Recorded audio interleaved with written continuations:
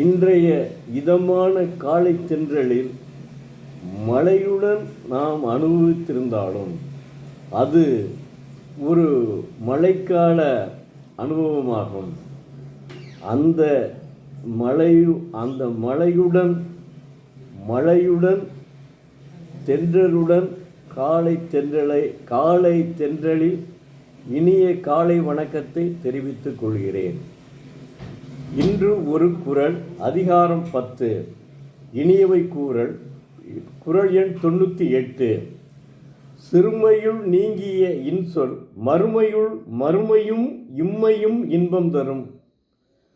தெய்வப்புலவர் திருவள்ளுவர், பொருளால் பிறர்க்கு நோய் செய்யாத இனிய சொல் ஒருவனுக்கு இருமையினும் இன்பத்தை பயக்கும் என்கிறார். பிறர்க்கு கருத்தாலும் பண்பாலும் துன்பம் செய்யாத சொல்லே இன்சொல்லாகும். இன்சொல் துன்பத்தை போக்கும் இயல்புடையது. ஆறுதலாக அன்போடு சொல்லும் இனிய சொற்கள் எவ்வளவு பெரிய துன்பத்தையும் குறைக்க வல்லன. அவை துன்பத்தை எந்த அளவு குறைக்கின்றனவோ அந்த அளவு இன்பத்தை பெருக்க வல்லன.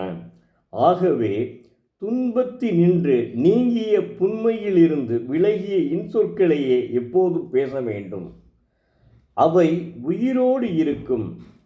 இம்மை நிலையில் மட்டும் இன்பம் தருவன அல்ல. இம்மை நிலையில் மட்டும் இன்பம் தருவன அல்ல, இறந்தபின் பேசப்படுகின்ற மறுமை நிலைமையிலும் இன்பம் தருவன. இன்சொல் எப்போதும் இன்பம் தரும். இதற்கு இன்னொரு குறளும் உதாரணம்.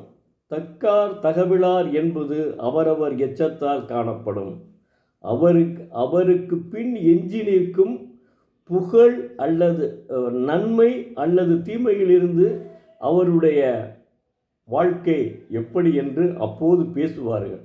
அவர் இறந்தவுடன் தான் பேசக்கூடிய அதைத்தான் தெய்வப்புலவர் இன்சொல்லாகவும் கூறுகிறார்.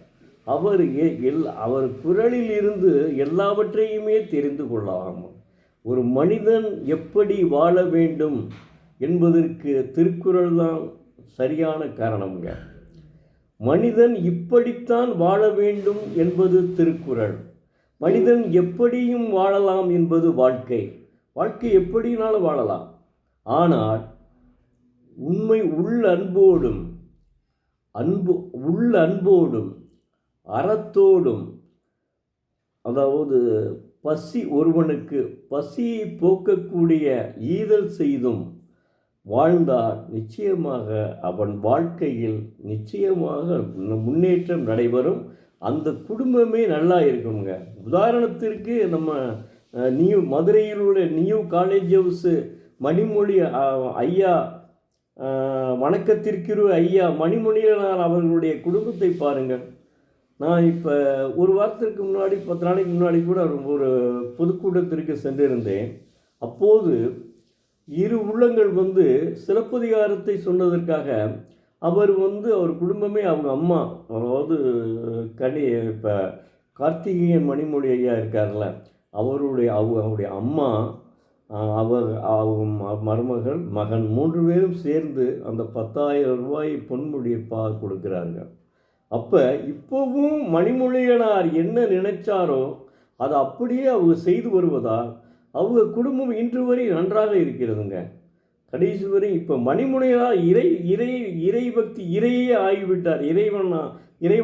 இறைவன் மோட்சம் ஆகிவிட்டார். அதில் ஒன்றும் மறுக்க முடியாத உண்மைங்க.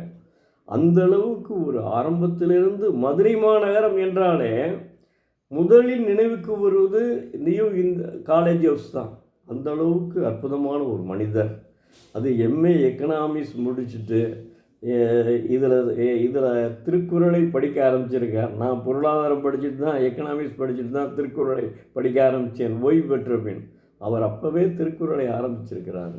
அதனால தான் அதன்படியே வாழ்கிறார். தன்னுடைய வாழ்நாளை அவர் வழியிலேயே கடக்கிறார்.